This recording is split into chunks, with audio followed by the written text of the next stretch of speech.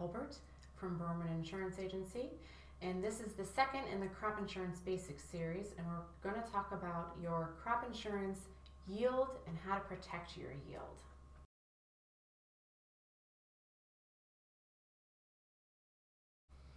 When you talk about an individual policy, your crop insurance guarantee all starts at the same place, whether you have yield protection or whether you have revenue protection.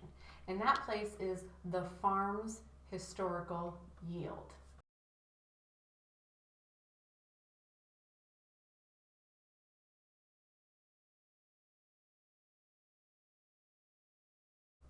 Now, when I talk about a farm's historical yields, what I mean is the up to 10 planted years of history on that farm. If you don't have 10 years of history, it's going to keep track of the yields until you reach 10, and then you're going to add a year and a year is going to come off. It's going to be a 10-year rolling average. Those are 10 crop years of planted history. That means depending on how you rotate your crop, it could actually be 20, 30, 40 calendar years. So we want to make sure that we can protect those yields and cushion the blows of lost years as much as possible, or boost those yields because they're going to be with you for a really long time.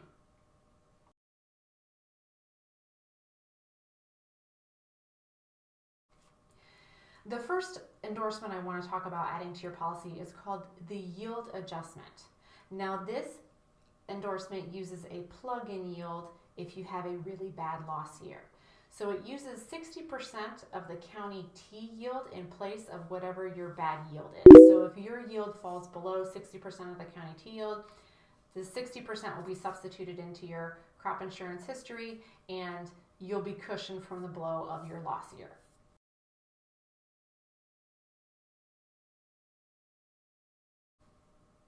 The next option is the yield cup option, and that is actually just an endorsement on a policy that will not allow the average for your farm to drop more than 10% from year to year. So again, that's another safety net that you can add to your policy to protect your average from going down dramatically because of a loss year.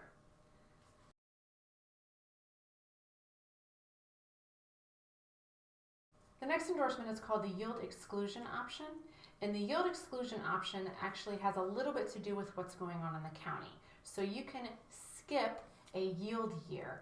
And the way that you do that is you have to qualify on a county basis. So that says that the county has to be declared a disaster, or a contiguous county to your county can be declared a disaster.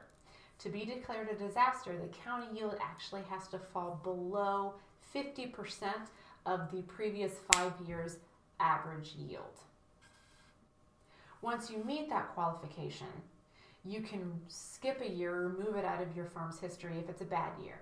If it's a good year, you can elect to keep it. So even though that endorsement is on your policy, you don't have to use it on every farm.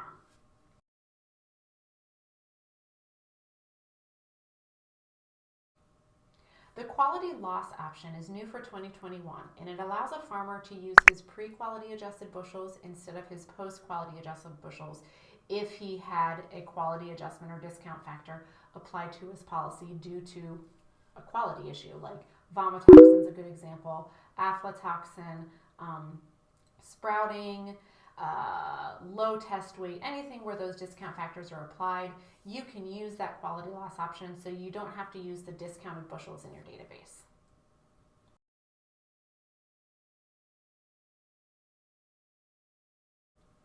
The last option I want to discuss is called the trend adjustment option, and this is a yield booster. It's not a safety net or a protection added to your policy to use plug-in yields. What it is it's based on the theory that if 10 or 20 years ago we had the seed technology that we have today, our yields would be higher because of that.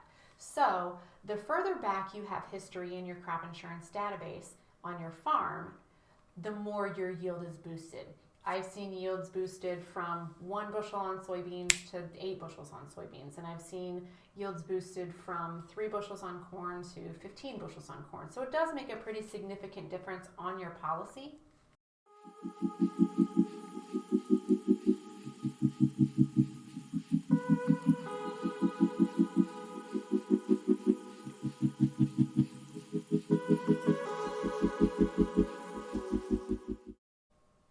you have any additional questions or comments on any of the endorsements, or you want to see how they affect your policy, contact us and let us know anytime.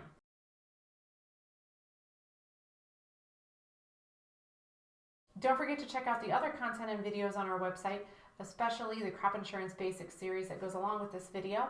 And thank you for watching.